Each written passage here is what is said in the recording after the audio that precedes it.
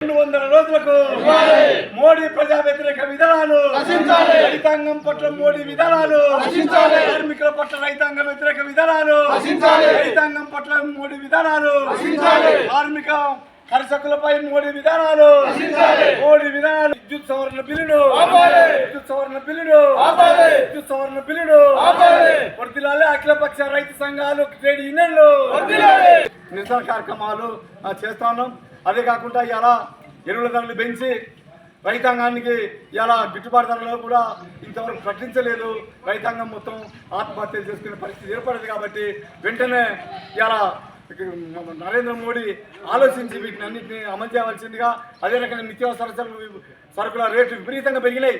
ఇలా ఆయిల్ కానీ, అల్లం వెల్లిగడ్డలు కానీ, పప్పులు కానీ మొత్తం ఇలా నిత్యావసర సరుకుల రేట్లు విపరీతంగా పెరిగినాయి. వాటిని కూడా పెట్టి తగ్గించాలని చెప్పి ఈ సభాముఖం విజ్ఞప్తి చేస్తూ, ఇప్పుడు కేంద్ర ప్రభుత్వంలో ఉన్నటువంటి బీజేపీ గవర్నమెంట్ ప్రజలకు, అటు రైతులకు, ఇటు కార్మికులకు ఒక చెంపపెట్టులాగా వ్యవహరిస్తుంది. వారు నిరంకుశ పాలనను చేస్తున్నారు. దానికి నిరసనగానే ఈరోజు మనం ఈ కార్యక్రమాన్ని చేయాలనుకొని ఇక్కడ చేపట్టడం జరిగింది.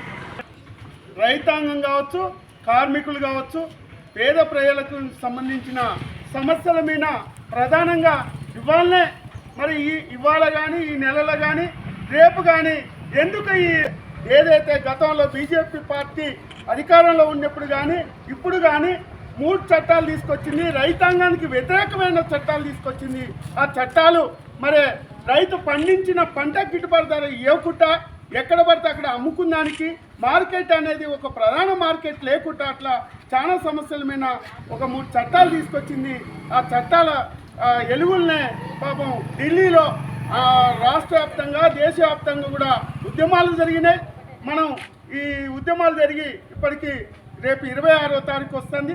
ఆ 26వ తారీఖుకి ఆ రోజే ప్రధానంగా ఉన్నది కనుక ఇదే నెలలో ఇదే ఉద్యమాలు ఢిల్లీలో గల్లీల గాంచి మొత్తం కూడా ఢిల్లీని ముట్టడించి, రైతాంగం ముట్టడించి ఆ 3 చట్టాలని రద్దు చేసుకుంటామని చెప్పేసి ఆ రోజు మాట ఇచ్చింది మోడీ ప్రభుత్వం.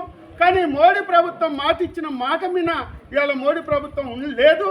ఎందుకు అంటే ఏదో మాట వరుసకి, ఏదో అగ్రిమెంట్ కోసం, ఏదో ఉద్యమాన్ని నీరుగార్చే పరిస్థితిలో ఉన్నది. అది చాప కింద నీరు లెక్క. ఏదైతే రైతాంగానికి వ్యతిరేకంగా చేసిన చట్టాలు ఏదైతే ఉన్నాయో ఆ చట్టాలను అమలు చేయడానికి మోడీ ప్రధానంగా వ్యవహారం చేస్తాడు. ఇవాళ బీజేపీ పార్టీ కానీ, అధికారంలో ఉన్న బీజేపీ పార్టీ, కేంద్రంలో ఉన్న బీజేపీ పార్టీ ఏమంటుందంటే ఇవాళ చాలా రాష్ట్రాలలో మేము గెలిచినాం, ఇక రాష్ట్రాలలో మాకు ఈ దేశంలో మాకు ఎదురే లేదు, ఇక మేము ఈ దేశాన్ని అమ్ముకోవచ్చు అనే ఒక ఉద్దేశపూర్వకంగా ఉంటుంది. అడుగుదాడలనే ఇవాళ మొత్తం కూడా చట్టాలను తీసుకొచ్చి అమలు చేయకుండా రైతాంగానికి వ్యతిరేకంగా పనిచేయటం జరుగుతుంది. ఇవాళ కార్మిక రంగం గతంలో ఎన్నో ఉద్యమాలు చేసి 8 గంటలు పని విధానం కానీ, హక్కుల కోసం పోరాటాలు చేసి ఒక చట్టాలు తీసుకొచ్చి ఒక కోర్టుని ఏర్పాటు చేసుకొని రైతాంగం కార్మికుల పరిస్థితిని ఎక్కడికి అప్పటికి ఉద్యమం